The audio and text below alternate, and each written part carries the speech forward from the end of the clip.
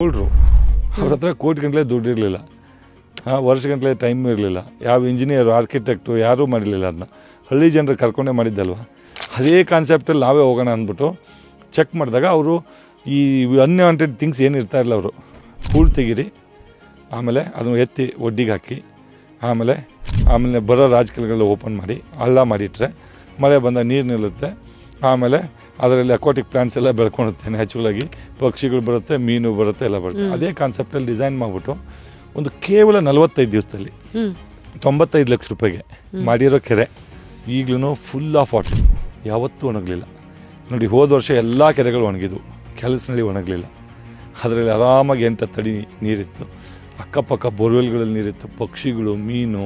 ಆಮೇಲೆ ಒಂದು 18,000 ಯಾವುದೋ ಒಂದು NGO ಜೊತೆಗೆ ನಾವು ಟೈಅಪ್ ಮಾಡ್ಕೊಂಡು ಗಿಡ ಹಾಕಿದ್ವಿ. ಹಣ್ಣು, ಹಂಪಲ, ಹೂಗಳು, ಮೆಡಿಸಿನಲ್ ಪ್ಲಾಂಟ್ ಹಾಕಿದ್ವಿ. ಅವೆಲ್ಲ 1.5 ಅಡಿ ಗಿಡ ಇವತ್ತು ಹತ್ತತ್ರ 25-30 ಅಡಿ ಗಿಡಗಳಾಗಿದ್ದಾವೆ.